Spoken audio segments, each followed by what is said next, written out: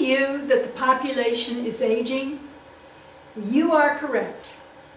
In 2010, for the first time in human history, the population over 65 exceeded the population under 14 years of age. And this was true everywhere in the world in developed countries. It's predicted that by 2050 in the United States, for every 3 individuals that are of working age, there will be 2 individuals over 65. So who's going to take care of this population? We can expect once we reach 65 that we may have 20 more years of life, but yet for half of the population currently in the United States, those last 20 years are very uncomfortable, in which they may have anywhere from 3 to 6 diseases and frequent hospitalizations.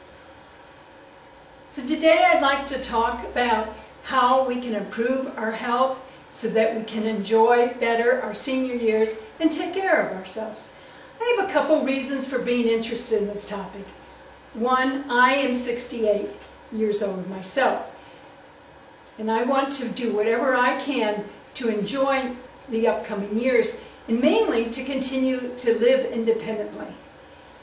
I'm going to have the help of my little mannequin here that I use in teaching my healthcare courses, as well as his tiny organs in going over these diseases.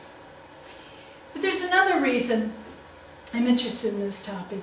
I've lost a number of loved ones who were younger than me in the past few years due to some chronic diseases, and I want to talk a bit about those diseases and how they can be prevented. You know, if we can just keep the number of diseases we have to at least just one disease, it's amazing how the population over 65 can stay out of the hospital. Right now, I have one disease that I'm dealing with, and that's type 2 diabetes. I was diagnosed with this disease in my late 50s. It's known to be a primarily genetic disease, and amazingly, both my parents were diagnosed with type 2 diabetes in their late 50s. My mother eventually died of the consequences of uncontrolled diabetes when she was only 78 years old.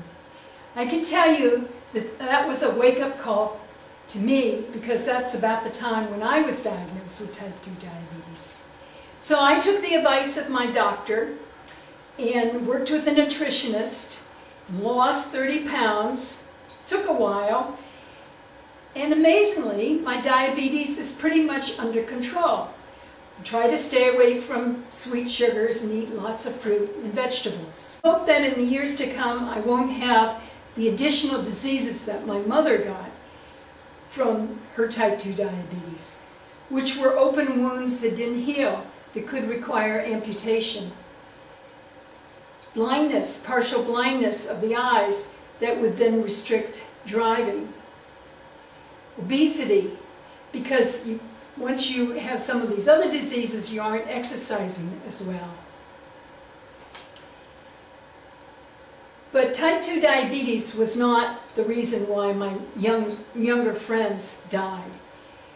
Their death was due to the consequences of respiratory diseases of the lungs. And that's what I want to talk about right now.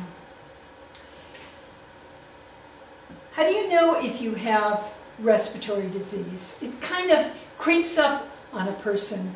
You may have trouble, may get winded when you're walking the dog or when you're climbing stairs, but does that mean you have a life-threatening respiratory disease?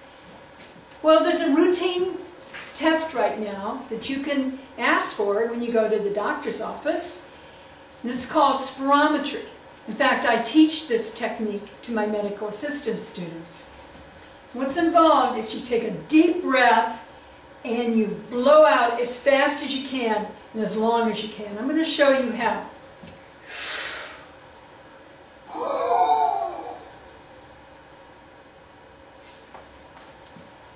Wow. So the medical assistant will coach you when you're getting this test and ask you to blowout. You may have to do it as many as 3 times or even a few more times. This barometer is hooked up to a computer and it's doing some measurements. And what the measurement is that's important in the diagnosis of respiratory disease is how much air you're blowing out in 1 second, in the first second. And why is that important? Because that's an indication of how elastic your lungs are and how the ability that you have to exhale very quickly.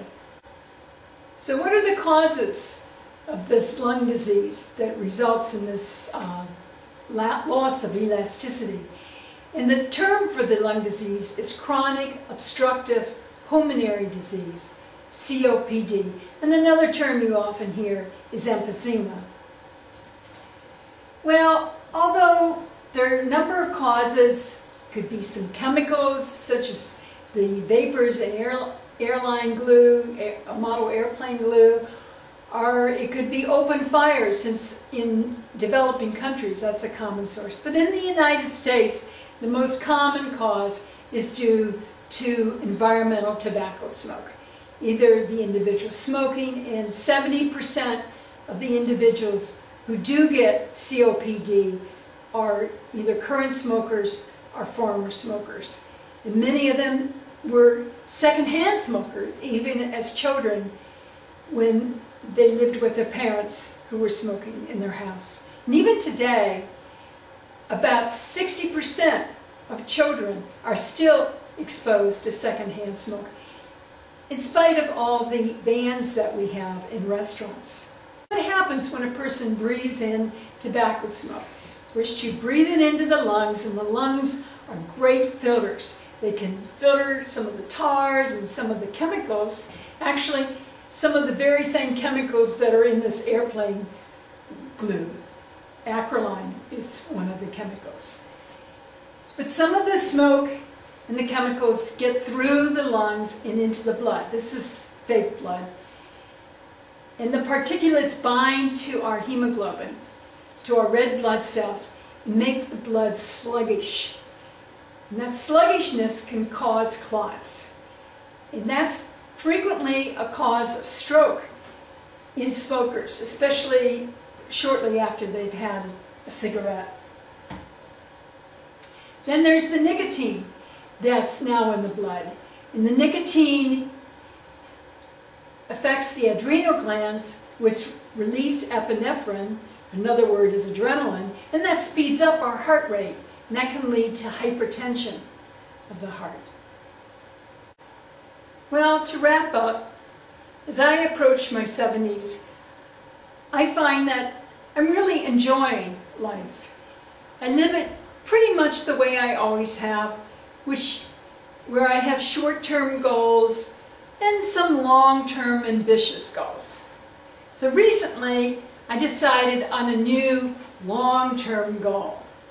I understand there's going to be a huge meteorite as big as a football stadium passing by the Earth in 2029. And my goal, I'll be about 84 then, is to find out what happens.